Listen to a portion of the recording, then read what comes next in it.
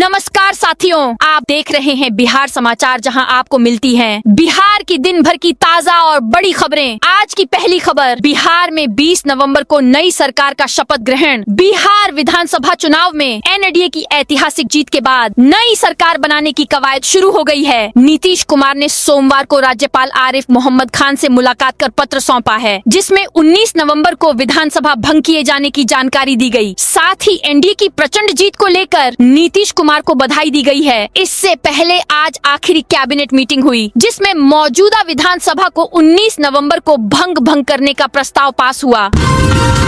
तेजस्वी के इनकार के बाद आरजेडी की बैठक में पसरा सन्नाटा। राजद विधायक दल की सोमवार को पटना में हुई बैठक में लालू पुत्र और पूर्व उप मुख्यमंत्री तेजस्वी यादव को विधायक दल का नेता चुन लिया गया। हालांकि बैठक की शुरुआत में तेजस्वी यादव ने नेता पद की जिम्मेदारी संभालने से साफ इनकार कर दिया और कहा कि जनता ने अगर विकल्प के रूप में उन्हें स्वीकार नहीं किया तो नेतृत्व संभालना तर्कसंगत नहीं होगा।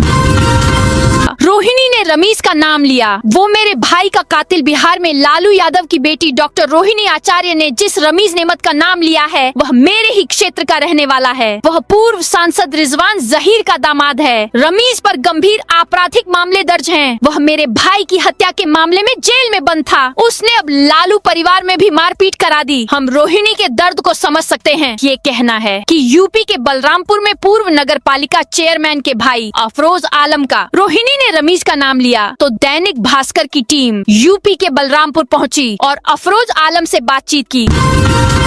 43,000 से अधिक लाभुक संदिग्ध सत्यापन तक अगली किस्त पर रोक। पीएम किसान सम्मान निधि योजना के तहत सूबे में 43,234 लाभुक संदिग्ध पाए गए हैं। कृषि विभाग ने सभी जिले को अलर्ट कराया है। कृषि विभाग द्वारा जारी निर्देश के बाद अब राज्य के सभी जिलों में ऐसे लाभुकों की पहचान कर भौतिक सत्यापन कराया जा रहा है जो गलत तरीके से योजना की राशि उठा रहे हैं। इसमें एक ही परिवार के एक से अधिक सदस्य, नाबालिग, गलत भू आंकड़ा देने वाले तथा संदिग्ध दस्तावेजों के आधार पर लाभ लेने वाले शामिल हैं।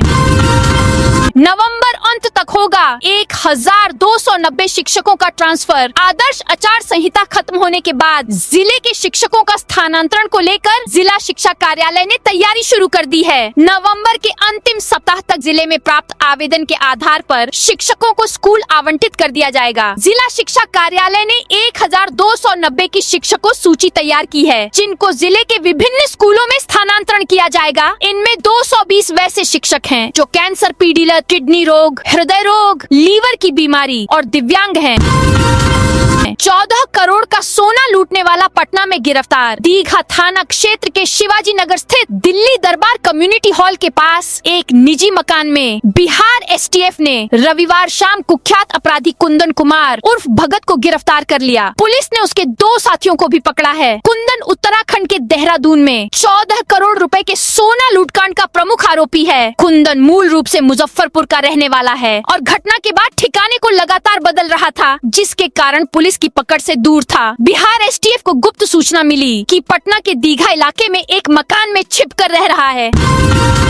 आज विधायक दल की बैठक, 20 को शपथ ग्रहण। आज मंगलवार को जेडीयू विधायक दल की बैठक भी बुलाई गई है। बीजेपी विधायक दल की भी बैठक होगी। इसके बाद कल होने वाली एनडीए की बैठक में विधायक दल का नेता चुना जाएगा। उसके बाद नई सरकार बनाने का दावा पेश किया जाएगा। 20 नवंबर को गांधी मैदान में नीतीश कुमार 10वीं बार बिहार के मुख्यमंत्री पद की शपथ लेंगे। केंद्रीय मंत्री जीतन राम मांझी ने बताया कि नई कैबिनेट में 36 मंत्री होंगे, जिसमें 16 भाजपा से, 15 जदयू से, 3 लोजपा से, हम और रालोमो से एक मंत्री होंगे। गांधी मैदान में इसकी तैयारी चल रही है। शपथ ग्रहण में पीएम नरेंद्र मोदी भी शामिल होंगे।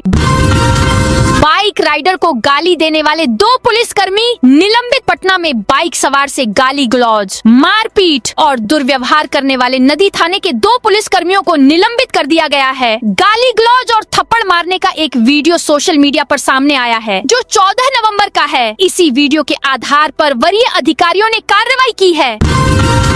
मुजफ्फरपुर के बिहार विश्वविद्यालय में सेमिनार। मुजफ्फरपुर स्थित बाबा साहेब भीमराव अंबेडकर बिहार विश्वविद्यालय के वाणिज्य एवं प्रबंधन विभाग में आज रोल ऑफ आर्टिफिशियल इंटेलिजेंस विषय पर 2 दिवसीय सेमिनार की शुरुआत हुई। कार्यक्रम का उद्घाटन विभागीय शिक्षकों, अतिथियों और छात्रों की उपस्थिति में फीता काटकर और दीप प्रज्वलित कर किया गया।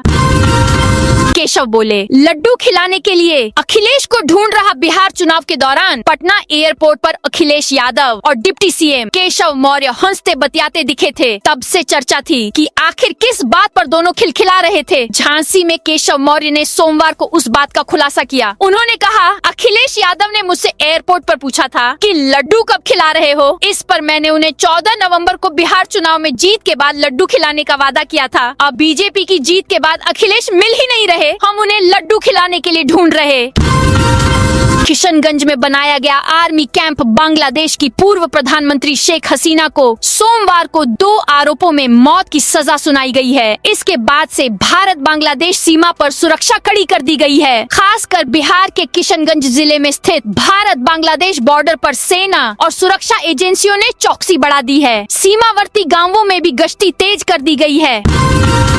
बक्सर में 18 नवंबर को युवाओं के लिए रोजगार मेला। बक्सर में युवाओं को रोजगार देने के लिए 18 नवंबर को 1 दिवसीय रोजगार शिविर का आयोजन किया जाएगा। बिहार सरकार के श्रम संसाधन विभाग और जिला नियोजनालय बक्सर के तत्वावधान में यह शिविर संयुक्त श्रम भवन बक्सर औद्योगिक प्रशिक्षण संस्थान परिसर में लगेगा। इसमें 2 प्रतिष्ठित कंपनियां कुल 50 पदों पर युवाओं का चयन करेंगी। चौथम में अधूरे पड़े नेशनल हाईवे का निर्माण शुरू। खगड़िया जिले के चौथम प्रखंड में राष्ट्रीय राजमार्ग 107 का रुका हुआ निर्माण कार्य फिर से शुरू हो गया है। इस सड़क का निर्माण कार्य अधूरा रहने के कारण वाहन चालकों को काफी परेशानी का सामना करना पड़ रहा था। जानकारी के अनुसार संवेदक ने कई जगहों पर निर्माण कार्य अधूरा छोड़ दिया था। इससे NH 107 के कई हिस्सों में सड़क की हालत जर्जर हो गई थी। खासकर बरसात के दिनों में वाहन चालकों को आवागमन में भारी दिक्कतों का सामना करना पड़ता था। भागलपुर साइबर पुलिस ने एनसीसी कैडेट्स को किया जागरूक। भागलपुर में बढ़ते साइबर अपराधों पर अंकुश लगाने के उद्देश्य से साइबर थाना पुलिस ने एनसीसी गर्ल्स कैडेट्स के लिए एक विशेष जागरूकता कार्यक्रम आयोजित किया। यह कार्यक्रम एनसीसी भागलपुर द्वारा संचालित 10 दिवसीय विशेष प्रशिक्षण शिविर के तहत एसएम कॉलेज परिसर में हुआ, जिसमें 47वीं बिहार बटालियन के विभिन्न स्कूलों और कॉलेजों से लगभग 500 गर्ल्स कैडेट्स ने भाग लिया। कार्यक्रम में साइबर थाना भागलपुर के अधिकारी राकेश कुमार, संतोष कुमार, रामकृष्ण और ऋतु कुमार उपस्थित थे। इन अधिकारियों ने कैडेट्स को साइबर अपराधों के नवीनतम तरीकों और उनसे बचाव के उपायों के बारे में विस्तार से जानकारी दी। सरकारी वाहनों के चालक सीखेंगे सेफ ड्राइविंग के गुर। राज्य के सभी सरकारी एवं अन्य श्रेणी के चालकों को चरणबद्ध तरीके से सुरक्षित ड्राइविंग का प्रशिक्षण प्रदान दिया जाएगा। सोमवार को परिवहन विभाग ने राजधानी के विश्वेश्वरैया भवन स्थित सभा कक्ष में इस सड़क सुरक्षा प्रशिक्षण का शुभारंभ किया। इसमें राज्य के सभी सरकारी वाहन चालकों के लिए सड़क सुरक्षा के नियमों, संकेतकों तथा सुरक्षित ड्राइविंग से संबंधित विशेष प्रशिक्षण कार्यक्रम आयोजित किया गया। पूर्णिया में बंद घर का ताला तोड़कर लाखों की चोरी। पूर्णिया में बेखौफ बदमाशों ने घर का ताला तोड़ चोरी की भीषण घटना को अंजाम दिया। चोरों ने अलमीरा का लॉक तोड़ 3 लाख रुपए कैश और लाखों के सोने चांदी के जेवरात पर हाथ साफ कर लिया। घटना कटिहार मोड़ टीओपी थाना क्षेत्र के खुशकीबाग मिलनपाड़ा की है। घटना के बाद पूरे इलाके में दहशत और आक्रोश का माहौल है। रोहिणी आचार्य के मामले पर महिला आयोग लेगा संज्ञान। राजद सुप्रीमो लालू प्रसाद यादव की बेटी रोहिणी आचार्य ने अपने भाई तेजस्वी यादव सहित अन्य 2 लोगों पर गंभीर आरोप लगाए हैं। उन्होंने चप्पल से मारने की बात कही है। इस बात की बिहार राज्य महिला आयोग ने कड़ी निंदा की है। महिला आयोग की अध्यक्ष की ओर से कहा गया है कि यह सीधा सीधी हरासमेंट का मामला है। कहा कि अगर रोहिणी आचार्य खुद आवेदन नहीं देती है तो फिर बात बढ़ने पर महिला आयोग की ओर से स्वतः संज्ञान लिया जाएगा। एयरटेल पेमेंट बैंक डिस्ट्रीब्यूटर से लूट का खुलासा। दरभंगा के बिरौल थाना क्षेत्र के हांटी पिपरा पथ पर 3 नवंबर को दिन दहाड़े एयरटेल पेमेंट बैंक के डिस्ट्रीब्यूटर से पिस्टल सटाकर 3,22,000 रुपए की लूट की घटना का पुलिस ने खुलासा कर दिया है। थाना अध्यक्ष चंद्रमणि ने प्रेस को जानकारी देते हुए बताया कि इस लूटकांड में संलिप्त 3 अपराधियों को गिरफ्तार कर लिया गया है। तेज प्रताप की पार्टी नीतीश मोदी सरकार को देगी नैतिक समर्थन। बिहार विधानसभा चुनाव में हार के बाद लालू परिवार में अभी कलह की स्थिति है। इसके लिए जिम्मेदार लालू की बेटी रोहिणी आचार्य ने तेजस्वी यादव, रणनीतिकार संजय यादव और रमीज नेमत को ठहराया है। जनशक्ति जनता दल की बैठक में फैसला हुआ कि पार्टी नीतीश बीजेपी की सरकार को नैतिक समर्थन देगी। बैठक से पहले एनडीए घटक दल हम के नेता दानिश रिजवान भी तेज प्रताप से मिले थे। कृषि विज्ञान केंद्र कर्मियों का देशव्यापी प्रोटेस्ट। भारतीय कृषि अनुसंधान परिषद के अधीन कार्यरत देश भर के कृषि विज्ञान केंद्रों के कर्मचारियों ने सोमवार को अपनी लंबित मांगों को लेकर एक दिवसीय देशव्यापी कलमबंद हड़ताल की। फोरम ऑफ केवीके और all India coordination committee of KVK के संयुक्त आह्वान पर यह हड़ताल हुई, जिससे अररिया सहित देश के 731 में से अधिकांश केंद्रों में कार्य पूर्ण रूप से ठप रहा।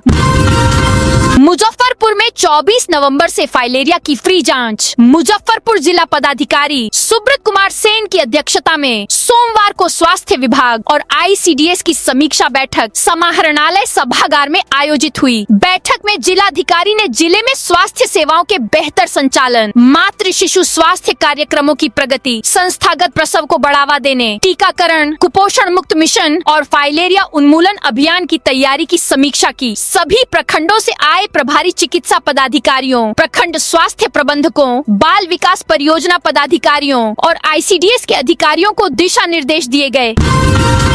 विधायकों को पटना में मिलेगा शानदार आवास। जीतकर सदन तक पहुंचने वाले विधायकों को पटना में अपना आशियाना जल्द ही मिल जाएगा। भवन निर्माण विभाग ने पटना में विधायक एवं विधान पार्षद आवास परिसर में नव निर्वाचित विधायकों के लिए 44.411 एकड़ जमीन पर 246 आवास का निर्माण कार्य पूरा कर लिया है। ये आवास विभिन्न चरणों में पूरे किए गए हैं। भवन निर्माण विभाग के अनुसार प्रत्येक आवास करीब 3693 वर्ग फीट में बने हैं।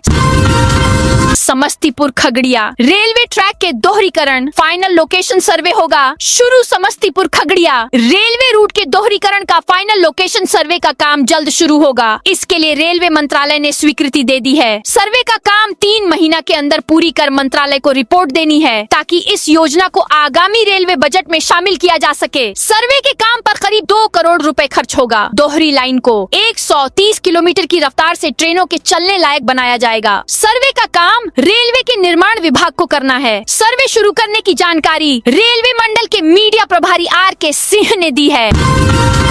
बिहार में प्रो कबड्डी की तर्ज पर होगी JBC super kabaddi league. Pro kabaddi league की तर्ज पर बिहार में जेबीसी सुपर कबड्डी लीग की तैयारी है। इस लीग में झारखंड, बिहार और छत्तीसगढ़ के खिलाड़ी हिस्सा लेंगे। ये खिलाड़ी छोटे शहरों और गांवों से आए हैं, जिन्होंने मेहनत और समर्पण के साथ अपनी खेल तकनीक और ताकत को निखारा है।